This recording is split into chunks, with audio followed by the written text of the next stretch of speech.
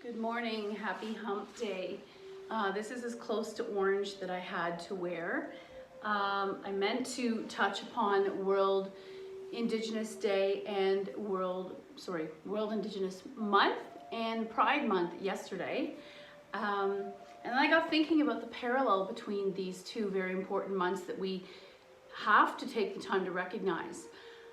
When I was growing up, I was very lucky that a lot of my mom's friends were openly gay, some of my friends were gay. I went through the journey with them. A lot of my adult life, my friends are gay. It doesn't even cross my mind. When you think about how many actors and musicians that are part of your life and your culture, you don't even realize homosexuality or being on the fringe. It is different. It is part of our lives, and it's sad that we have to take a whole month to recognize this. What's fascinating is that lots of other cultures actually celebrate that you are not heterosexual and that you're not conventional. There's this beautiful other layer that you are, especially in Hawaiian culture, a lot of indigenous cultures. And then ironically, it's Indigenous Month. And I was fortunate that my family married into a large Cree family, and they were very educated and had several PhDs in Native Studies and stuff like that. So that was a woven part of my life, as was my life out in Eastern Ontario. There's a large interconnectivity in Native culture. So I think it's quite interesting that these two particular groups that tend to be on the fringe and not accepted are, and I hate the word groups because that's making it seem so small. It's actually like, think about if you had a tapestry and there was one gold thread woven through that tapestry. That gold thread makes it elevated. It's a lot more exciting, this tapestry. But it's not separate, it's completely part of the weave. So then I was thinking, how can we move forward? The good thing is that information is being taught as part of regular curriculum in history class in terms of Indigenous. And then in LGBTQ line, that is interwoven as part of art, reading, sex ed, whatever. And it's also very much part of our everyday culture in terms of art, television. But the one way that you can make a change in your life, because it's not too late, it doesn't matter that you're not in school anymore, is that you can help be the voice for the voiceless. And this is how I found that I was able to finally make a start. Quite often through our culture, it's normal and considered okay to joke at the expense of someone who is not heterosexual or someone who is Native. And I feel like in the hierarchy of racism, almost every culture, it's okay to say something derogatory or a joke about an Indigenous person. This is where you get to stand up and use your voice. I stop the conversation, even though it's uncomfortable. It's actually not uncomfortable now. And I say, wow, we can't actually say that, can we? And it's funny because by putting the brakes on in that moment, people realize what has become rote and a samskara, part of their everyday language, is now not right, shouldn't be there. But maybe they didn't even know it was wrong. The word gypsy, a lot of people didn't know it was wrong until someone points it out. And if you point it out with love, kindness, intelligence, awareness, and patience, you have an opportunity to change the way that this world thinks. One conversation at a time, one friend at a time. So I want you to think about that. It's not overwhelming, it's a simple act. Watching the language that we use with our friends and family and helping it to be correct, kind, loving, and inclusive is not hard. Putting the brakes on slander, jokes, jabs, stereotypes. People don't necessarily cruelly, purposely, intentionally say these things, but you have a chance to make the language now purposeful and intentional and positive. So, on a positive note, wear orange today if you have it. I know that yesterday was the start of the month, but it is very important. And I will get very upset if I start talking about all that's going on in the world right now with politics, with recent discoveries, with shameful things in our own Canadian culture. But at least we know better, we do better. So today, the reading, I'm going to do two of them. Open and receive the world. Through a physical yoga practice, we cultivate openness in our body. We talk about this a lot. It is equally important to cultivate openness in our minds and our hearts. Oh my gosh, this is so bang on. But how do we create this openness off the mat? To open, to soften the barriers and we put up between ourselves and the world. Us and them. We need to go back to sameness. Where can I find the sameness? Opening can be a physical sensation like the relaxing of muscles or the loosening of a tight jaw. Opening can be easing of our defensiveness, enabling us, for example, to hear what others have to say, even when it's unfamiliar or in a disagreement with what we think and believe. Openness invites us to connect more deeply with the world and around us. When we open to receive the world, we are received by the world. And the world is way more exciting. So today's actual reading, shape your day. Choose one word that symbolizes the experience you wish to have today. I like that. At Trails, we used to do that. We'd have one word be thrown out there, and that at the end of each meal, and that would be like the theme. So maybe openness would be your theme for today. The word could be energy, ease, hope, curiosity, peace, or whatever quality or state of mind inspires and motivates you. And sometimes we would even brainstorm as groups and Trails, and we'd make a whole envelope of one words so that we could just pull it out, and maybe you could do that as your family, amongst your family and your friends. This is your intention or the way in which you want to move through your life today. An intention, like an anchor, keeps you steady and focused. Throughout your day, return to the word. Recommit to it, and your intention has the power to shape your day. So I'm going to encourage you to go with that theme we talked about earlier, openness. We will pick an animal today. Quite fitting is in Indigenous cultures. Animals and nature is the guiding force for life lessons, for poses, for properties in yourself. Turtle! You're not going to believe this. I was actually going to talk about doing turtle because I think I read Toronto, or the islands are called Turtle Island. The original spelling of Toronto in the native tradition was T-K-O-R-O-N-T-O, I think. And one of my favorite things in the back of the studio here, as you can't see it by the flowers, is this turtle made of stone I got one time when I was in Prince Edward County in Picton. Turtle is a very ominous, intelligent, all-encompassing symbol that's used even in Hawaiian culture, in native Okinawan Japanese culture.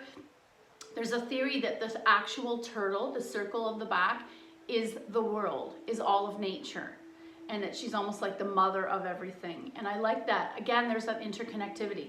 So stop trying to make something happen. Retreat. Whew. That actually sounds like something a lot of you are always requesting slower, quieter classes, and I feel like retreating is a big one. Hopefully you liked how slow and quiet yesterday's was. So let's see what we can talk about turtle.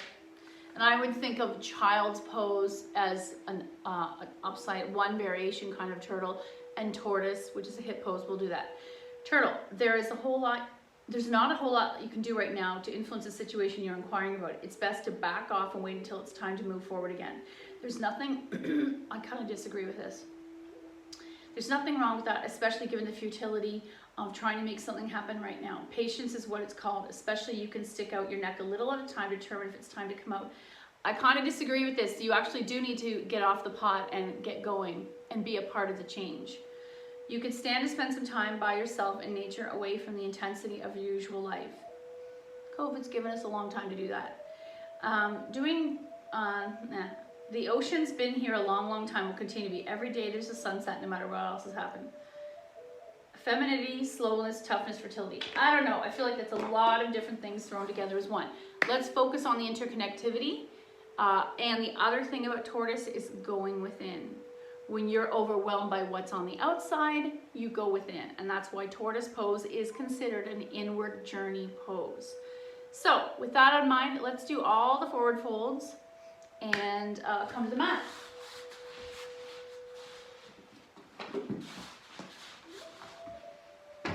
Lying on your back, we begin that journey of openness to the back body. Arms by your side, palms turned up.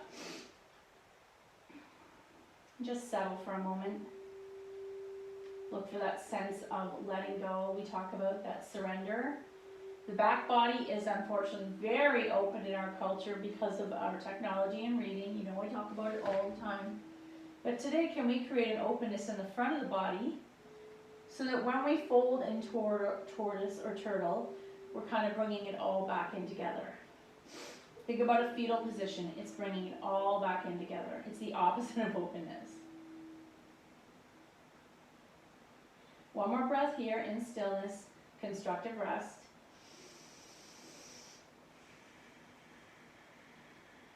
And then let's walk our feet as wide as the mat. Knees are going to flop to the right, back to center, and to the left. So you're kind of checking in with your hips. How does it feel today?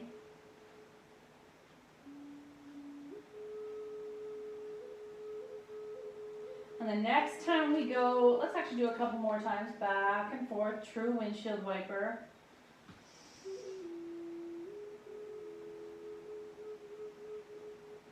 Until we finally take our knees as wide and low as you can on the right, gently pressing that left inner knee into the earth.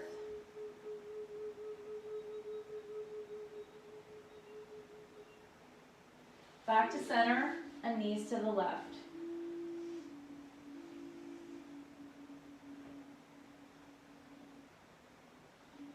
Center, knees to the right. Maybe you can go a little lower as your body softens. I feel this long, beautiful line down the left side of my body, ending in the inner left knee, coming towards the earth. Back to center. To the left. Center. To the right. Center. To the left. And back up to center. We'll do another variation. Your knees are going to come together, thighs come together, ankles walk as wide as the mat. And that is what we call an internal rotation.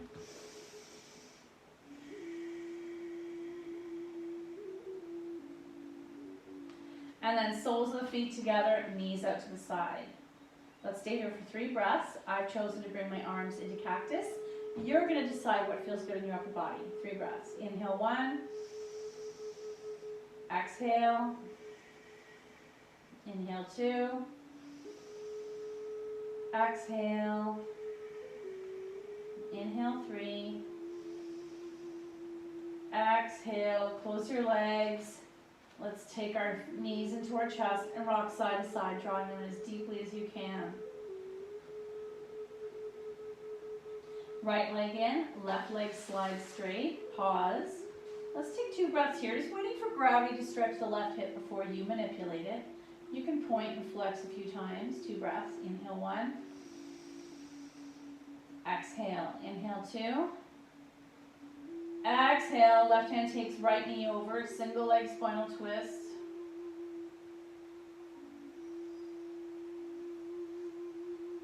And back to center. Knee out to the side. So I'm going to take right hand on right knee and open it. Maybe massage your left hip while you're here. Almost like half of a frog. And then back to center, little boat. Left leg in, right leg extends. And just pause. Once more, we're waiting for gravity to stretch the right hip.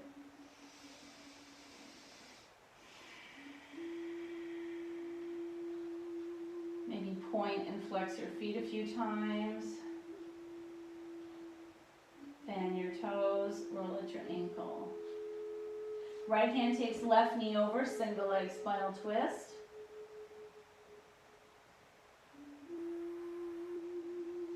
Back to center. And you want to take left hand, left knee, open that knee out to the side.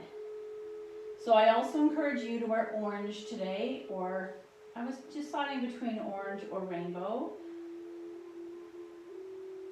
Back to center, knees to chest. So I'd always wondered so in school they encourage the kids to wear an orange shirt. There's a program that celebrates Indigenous children in particular called Every Child Matters.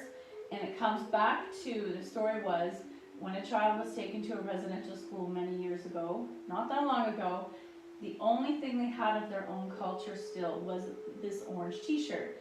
They were forced to throw away and burn and get rid of all of their identity. And the orange t-shirt symbolizes the retaining or coming back to what was your own culture. Let's take the knees as wide as we can. Hold the knees, feet flex.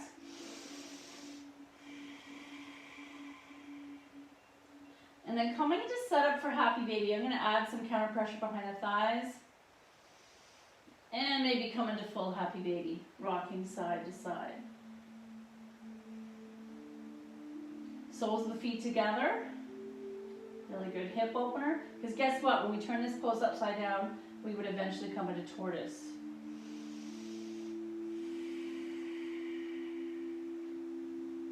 Let's take our feet in the air, point and flex. Fan out the toes, roll up the ankles. Legs wide. So if you have anyone in your life that has children in school, you're probably going to hear an announcement today that they won't be going back for the next 2 or 3 weeks. I'm relieved because I don't want there to be a fourth wave of COVID infection. But maybe reach out to anyone who has children in your life and see how you can support them the next few weeks. I'm fine with it because my son loves homeschooling, but I would say 90% of my friends are really struggling with balancing work, life, and that home education piece. And then close your legs. Let's do a quick shoelace, right over left. Pull in those knees. What's happening in your right glute? Maybe make it a little more intense. Walk the hands further down or flex the feet.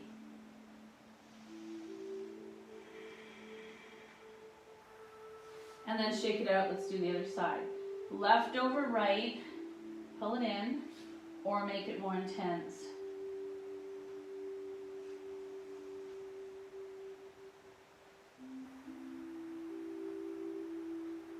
And I'm going to roll on my side and pause for a moment.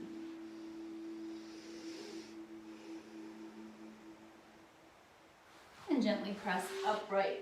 Let's come into extended child's pose.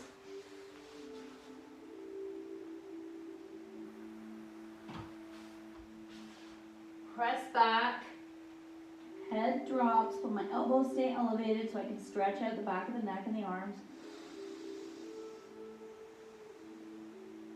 And let's take it a little wider. So we'll do wide leg extended child's pose, toes touch, knees wide, and extend out.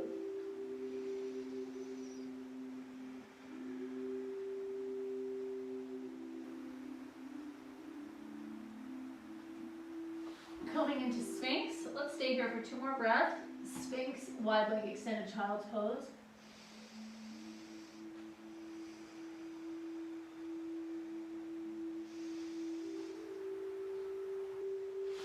And we'll do a quickie cat-cow. Palms under the shoulders, bum in the air, look up.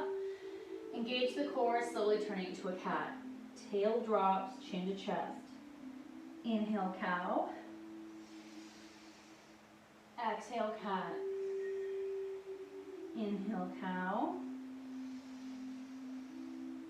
Exhale, cat. Inhale, cow. Really exaggerate it. Tuck your toes. And as you press into cat, come into a downward dog. Heart towards your thighs. Push the floor away. And then let's walk into that first forward fold. Head drops. Let your head go. Maybe grab your elbows if that feels better to sway. And then arms to the side. Rise up. Reach up. Arc behind you. Exhale. Wide arm swan dive. In preparation for our sun salutations. Half back. Fold. Plant. Heart to the floor. Sleeping cobra. Pick up your head. Baby cobra. Press back. Downward dog. Pedal. Can the heel come to the floor one at a time? Really stretch out the back of the legs. And I've been doing my plantar fasciitis stretches every night and icing. I think it will be 1 week as of Thursday, and it has dramatically made a difference in my pain in my heel. In case you are struggling with that. Right foot forward, left foot back. Woohoo! Rise. Hands release. Feet together. Fold. Rise, heart center. Let's keep going at that pace. If it's too fast, you're going to slow it down. Inhale up, exhale fold. Half back, fold, plant, lower. Sleeping cobra. Pick up up your heart, baby cobra. Press back, downward dog. Pedal once more if that feels good. Pressing the heel to the floor. Stretch that Achilles and the hamstring and the calf. Left foot forward, right foot back. Pick up the right heel. Rise. So this used to be a dress, and I realized how short all my dresses are. Well, now I have a whole new yoga wardrobe if I wear them with some tights. Hands release, feet together, fold, rise, heart center. Okay, one more on each side. Let's do this. Inhale up, exhale fold. Half back, fold, plant, knees down, heart down, sleeping cobra. Option to go deeper, pick it up, coming into cobra, bigger cobra, or up dog. Down dog, right foot forward, left foot back, rise, hands release, feet together, fold, rise, heart center. One more, nice. Inhale up, exhale fold, half back, fold, plant, knees down, heart down, sleeping cobra. Pick up your heart, baby cobra, press back, downward dog. Pedal. Left foot forward, right foot back. Last high lunge, rise. Hands release. Feet together, fold, rise, heart center. Nice work. Okay, we wanted to work with forward folds. Let's do this standing first. So let's take 2 blocks, standing at our highest elevation just in front of your feet. And we're gonna come onto half back, palms on the blocks. So ultimately I'm in a tabletop. I think I can see you. Looking slightly forward, the neck picks up. Engage the core, elbows back, hinge at the waist, fold. I really want you to zone in on what is tight when you fold in half like that. I'm feeling equal tugging on the back of my legs and the front of my legs and my hips. Come back into half back. Exhale, fold. Back into half back. Exhale, fold. One more time. Half back. Fold. Maybe you're going to go a little deeper. Maybe you're going to wrap your arms around your knees and give yourself a big hug. And then come back up. Let's sit down and we'll shift all this folding activity to a seated position. Coming onto the mat. Actually, I'll move back. Coming into Dandasana. Some of you would like blocks underneath the hands. Some of you, your arm length doesn't require the blocks. So you're coming into a position where the legs are extended, palms down, heart elevated. Inhale. Exhale. And within each time we move our body into a different shape, there's this dance between softening but still activating muscles. Back and forth, back and forth. It's almost like that yin-yang, black and white, dark and light. Let's take 5 breaths here, finding a place where you can sit up nice and straight, but you can also soften in your joints. Inhale 1. Exhale. Inhale 2. Exhale. Inhale 3. Exhale. Inhale 4. Exhale. Inhale 5. Exhale. Guess what we're going to do? As we start, we're going to move our hands forward, if they will go on either side of your knee. So I'm starting that action of forward fold. Hands on either side of the knee. My back is kind of on a slight angle. looking slightly forward, and then close your eyes. 3 breaths. Inhale 1, exhale. Inhale 2, exhale. Inhale 3, exhale. If this is too much for the back of your legs, you're going to place a folded blanket under the knees, or just stick your hands under the knees. Let's go a little deeper. Notice that we're moving in small increments. Hands beside your calves if you can reach, or take your blocks. Because we're deepening this fold, but slowly. I'm not throwing it upon my body. Hands beside my calves. Actually look just beyond your feet. And then close your eyes. Inhale 1. Exhale. Can you move a little deeper on the exhale? Inhale 2. Exhale. Inhale 3. Exhale. Okay, last fold. Hands, for some of you, are beside your ankles. Some of us are on blocks. Some of us are up here. A lot of determining pieces. Lower back, tight hamstrings. It's your body, it's your practice. So wherever your hands are, or, you could even grab your big toes, or you could use a strap. Let's take 3 breaths here. Chest moves forward. Don't drop your head. 3 breaths. Inhale 1. Exhale. Inhale 2. Exhale. Inhale 3. Exhale. Option to fully fold if that feels good. And come on out. Roll at your ankles.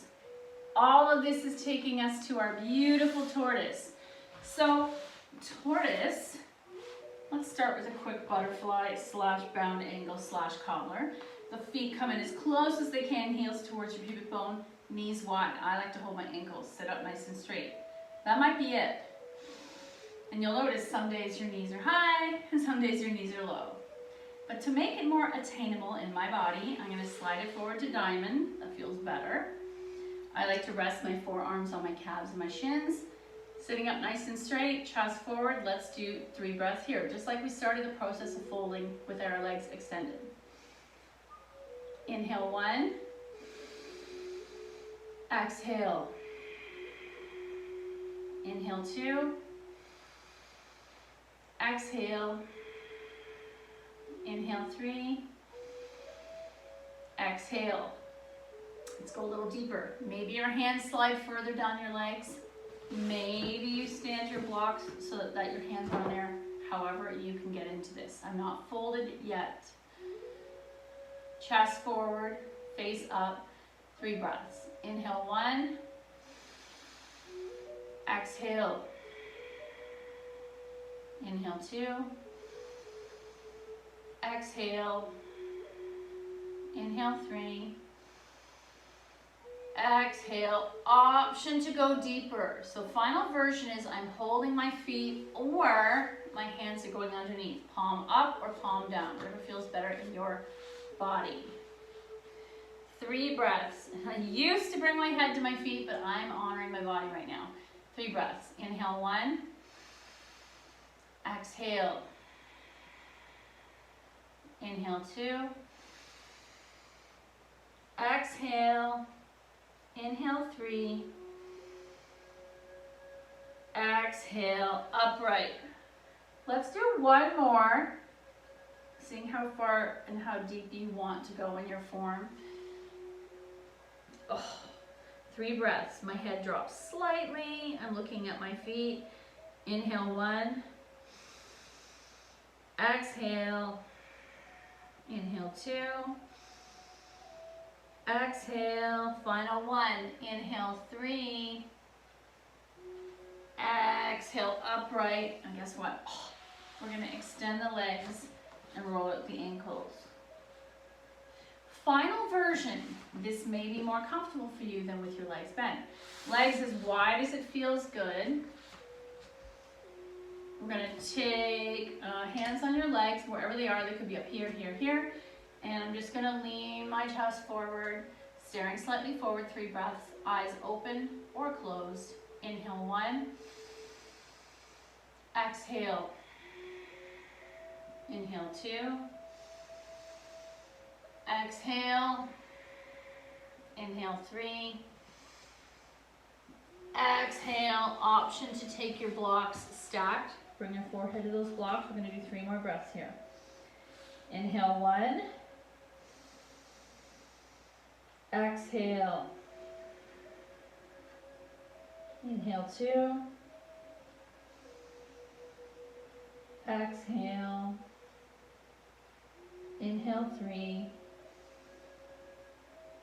Exhale, upright. And shifting back, legs together. And let's roll out the ankles. Nice work. What reading will I do today to close off? Oh, Wisdom for Healing. I like this deck because it has a lot of different ethnicities in the artwork. It's very positive. It's not too new age. So it's very amazing how I wanted to get turtle card and I did. Oh, interesting. So this is kind of Aboriginal, sorry, Indigenous. I gotta stop saying Aboriginal, it's considered derogatory. Be open to spiritual guidance. You can't talk about Indigenous culture without talking about spirituality. They used their blind faith and the acts of nature together to lead their lives. They didn't have don't even get me started, they didn't have a male-dominated religion-based culture. They followed the cycles of the earth and nature, and in turn, recognized that nature was this invisible, blind-faced spiritual power. So I kind of really like that. Today's lesson, ponder this question. How do you expect your prayers and guidance to come to you? Literally or in a vision? Are you someone who says that you're waiting for your prayers to be answered? That could just be a figure of speech, or you could actually mean it. Because you want guidance that includes a safety net, your goal is to own up to your spiritual insecurities or lack of faith. And even if you are not a religious person, just believing that everything will happen as it's meant to be a good person. It's that simple. Thank you so much for your effort. The good in me sees the good in you. Namaste.